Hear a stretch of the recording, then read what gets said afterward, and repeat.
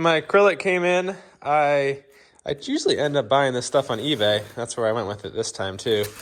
I definitely could have gotten away with 1/4 inch, but last time I replaced my windows in my boat with acrylic, it was for the Ranger. Kind of really wished I had used 3/8. So I put 3/8 inch. You know, better to have it a little too thick than too thin. For the side windows, I was able to find 1/2 inch for like the same price as the 3/8 inch, a sheet that I could cut it out of. That was going to work. So I just went with 1/2 inch for those windows.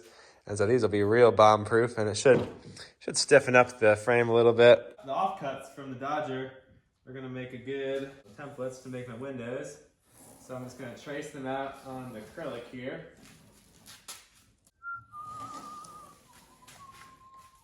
I'm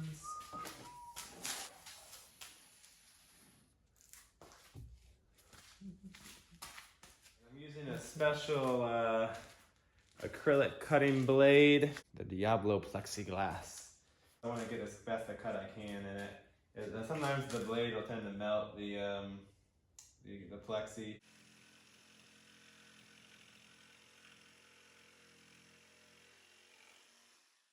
This is about where I realized I was gouging up the bottom of my plexi, so I put a towel underneath it. I went with the acrylic instead of Lexan or polycarbonate because it yellows less and is less prone to scratching. So now I'm just putting a little bit of a round over it, which is also good to help it from cracking.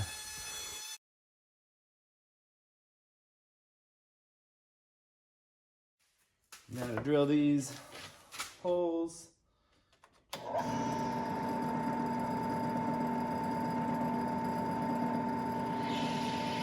So I drilled all these holes. I decided I'm going to use 1/4-20 screws, and I'll do them countersunk. I think that is better for the acrylic to be countersunk, but I need to get a new countersink bit. So we are in a hold pattern, but the windows, I think they look really good. This radius turned out nice. Of course, it makes a mess in the shop, but this is the cost of making some cool windows. Got our window kind of clamped on here. I'm gonna drill the holes for it now into the wood. All right, mounted up for a test fit. I'm gonna go up and drill the holes to mount it now.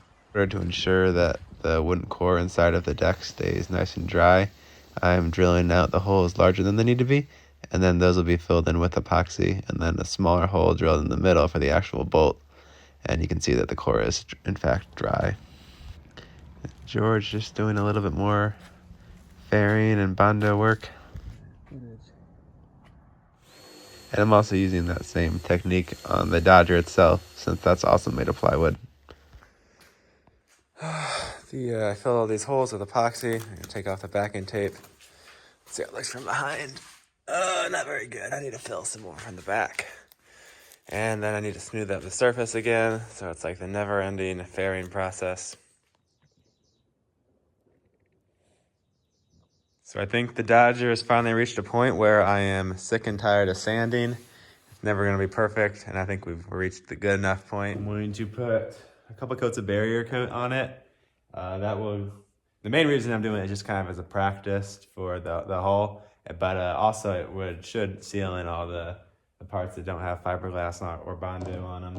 Just give it a fighting chance against the elements and the sea. I'm sure this thing won't last forever or as long as the boat, but I think it will last plenty of years to get me through. Today I'm gonna try this Total Boat 2-part epoxy barrier coat. The first challenge is getting these damn rings off. They are so hard to get off. It's a lot thicker than I thought it would be. I'm gonna take it out in the sun and warm it up a little bit. Mixing the resin with the hardener for the paint. I wiped it down with some mineral spirits, and I'm going to try using this. It's a really thin foam roller made by West Systems, and I just cut it down since it's a pretty small project.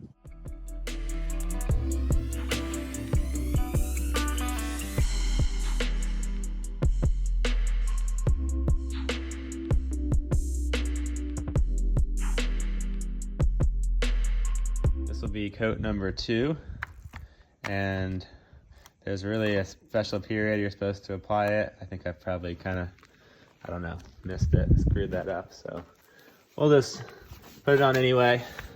I'm sure it'll still be better than a normal type of paint. This is a epoxy barrier coat I'm using as a primer. I started in the sun and it was kicking off a little quicker than I was expecting, but I'm pretty happy with it. Coat number 2 is probably like 2.5, 2 or 3 in some places. I've got a little more paint, so I'm gonna do one more coat on this. I'm just trying to get it to the point where it doesn't come off on my finger. Actually, we're just about there, I think. A little bit came off that time. Yeah, so I'll get another coat. Probably added 5 pounds of paint today. This definitely isn't a lightweight Dodger. Starting out by brushing the spots I can't get with the roller. Just like behind the grab rail.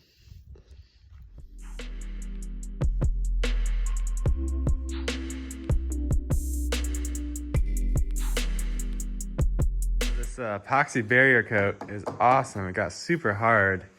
It looks really good. I'm a little bummed because I'm gonna put some white glossy paint over top of it. And I know it's gonna bring out all the imperfections. I just like how it looks right now. You gotta use a polyurethane to give it some UV resistance.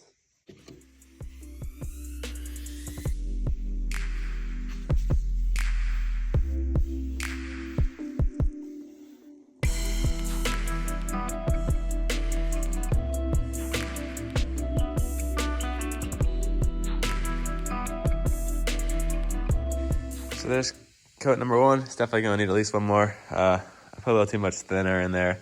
It's hard to measure. And we got some little runs and drips, but I'll just kind of flatten those out and put another coat on tomorrow. So it took quite a while for this paint to harden up, but it finally did. And so I just knocked the edge off with some 220 sandpaper. You can see I had some little areas where it sagged. I think I put too much thinner in the paint, and I'm gonna give it another coat. There's coat number 2 of paint. Not too bad. Pretty happy with it. I think it will need one more coat of paint, and then I can start doing the inside. It takes quite a while to dry, so a few more days before this project's done. The Dorade is pretty good too. That has 3 coats of Cetal. I think I'm gonna rub it down and do one more tomorrow. There's one section over here. I'm not sure what's going on over here. It looks like, I don't know, kind of wrinkling up. Not sure what I did wrong over there. Kind of doing it over here. But the rest of it doesn't look too bad. Yeah, actually there's kind of a lot of that going on. Not sure why. I'll just sand it down and do one more coat. So the last piece of the Dodger just arrived. I'm gonna use these countersunk 1/4-20 bolts with the hex heads. And that means I need to countersink the acrylic windows. Make sure the angles on these match up. And it looks good. So put this in the drill press and we'll get those drilled. I just countersunk my little test piece, and that looks pretty good. So what I'm gonna do is I'm gonna set the stop on the drill press so I can do these consistently. All right, I drilled all these holes. I think they look pretty nice. Well, I mean, kind of sunk them all. I think the one last thing I need to do is I'm gonna drill these a little oversized because I believe that acrylic is known to expand and contract as the temperature changes.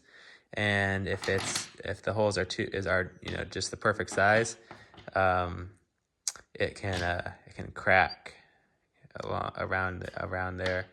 So if they just give them a little bit of wiggle room, that should give them some play. Normally I would leave this paper on and use it as masking to use silicone to adhere it to the boat.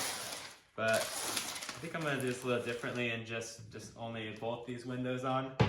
My thinking was that maybe I would want to remove the glass if it was like really like in the summer. But I don't really think the water tightness is going to be that much of an issue for a Dodger. You know, it's still an outside space technically. You got a big gash right there. Wow, that's huge.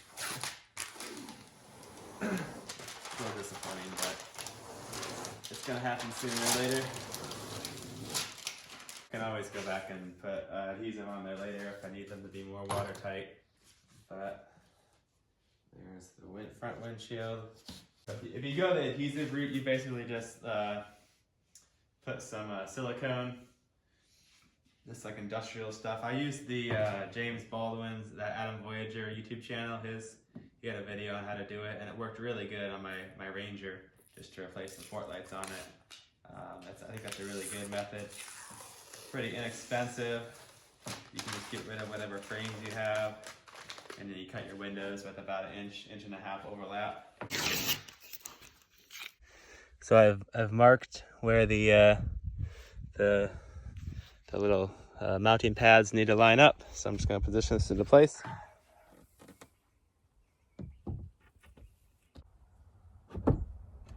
So that made it really obvious where I need to drill the holes, just right in the middle of the X's.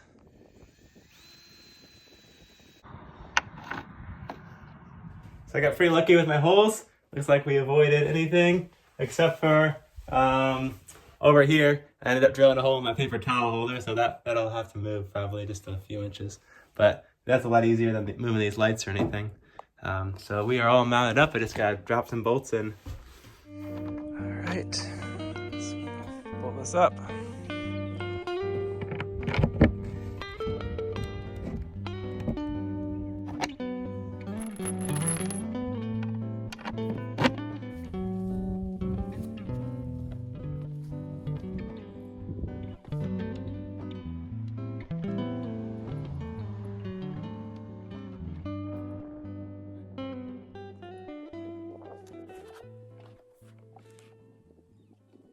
So thanks for watching. As you'll notice, the Dodger isn't really quite finished. I ran out of paint and it was going to be a while to get more, so I figured I'd just go ahead and post this video. Anyway, I also need to get the washers. They're supposed to come tomorrow, and a few last little touches, but essentially it's done. If you got anything out of watching these build videos and want to contribute, there are links in the description with ways to do that. If not, no worries. One detail people had asked, some people had mentioned, is this winch right here. It looks like it's like unusable, but I don't actually use this winch. I think it was for the self-tailing jib that the boat used to have, and the previous owner used it to run the main halyard back, but I have the halyards on the mast right now, so I don't really use this winch, so that's not a concern to me. One of the main things the Dodger will do that was going to be annoying is going to make the Traveler a little bit more difficult to reach, because now I have to go all the way out here to adjust the lines. And I'm not one of the kind of person that's like super OCD about the sail shape, but I don't leave the Traveler in the center all the time either. I do tend to move it around a lot. So we'll see how much of a nuisance that is. And it wasn't an easy way to kind of cut holes in here, because you have to lift the lines up to get them out of the cam cleats, so we'll see. But I am excited that I think this is going to block the wind a lot, so we should have better audio in the videos. I keep trying different microphones, but I just haven't found anything that works. And the problem is those external microphones you add on your phone, they have little wind socks, but the microphones themselves are usually more sensitive to wind, so they work all right in light wind. But once it's like really blowing out, like the conditions I tend to sail in, it just completely blows out the microphone, and it's better just to use the built-in one. I think probably just voicing over everything in post that has bad audio is the better way to go as far as fixing my audio problems. But I think the Dodger should help a lot. I figured I'd do a rough cost estimate in case some people are interested in building their own. So I was kind of like guessing of what these prices were. I think the plywood was maybe 30 bucks. We had some epoxy, maybe $25 worth of epoxy. Fiberglass, I'll just say 10 bucks. There was some Bondo. What's that? Maybe it's probably $25 worth of Bondo. I use a lot of Bondo. Well, I use that barrier coat, say $30 worth of barrier coat, and maybe another $30 worth of paint. That's kind of fancy paint. nuts and bolts for the windows. And then the big bolts to hold it on, let's say probably $25 for all that. And then the most expensive was the acrylic. And I probably could have got away with spending probably like $60 or $70 if I had gone with like 1/4 inch, but the 1/2 inch and 3/8 was expensive. So I think I spent $170 for that. But it's super beefy. Add a lot more to the weight. So it came out to $345. That probably sounds about right to me. I guess maybe there was some sandpaper and squeegees and stuff that went into, so maybe $350. I think that's a pretty good price for a Dodger. You could spend a whole lot more. I'm sure you could build it for even cheaper if you really wanted to. But I think that it came out pretty good for how much I spent on it and how much time it took. I'm gonna go weigh it just to get an approximate weight too. So I ended up weighing 50 pounds, which was a little bit heavier than I was hoping, but it's okay because it's nice and strong, and that was the main goal of the project. Some folks have mentioned I could build it out of foam, but there's other YouTube videos that do that if you want to check that out. I thought it would be a little bit annoying to have to add so much layers of glass to give it enough strength. With the plywood, I just needed 1 layer of glass. Others have mentioned marine plywood would have been better, and while it would have added more cost and a little extra weight, it probably would have saved me some time with the sanding and finish work and given me a better product. I just had this exterior grade plywood sitting around and I wanted to knock the product out, so that's what I used. I think it'll be fine. That's it. I'll see you guys next time.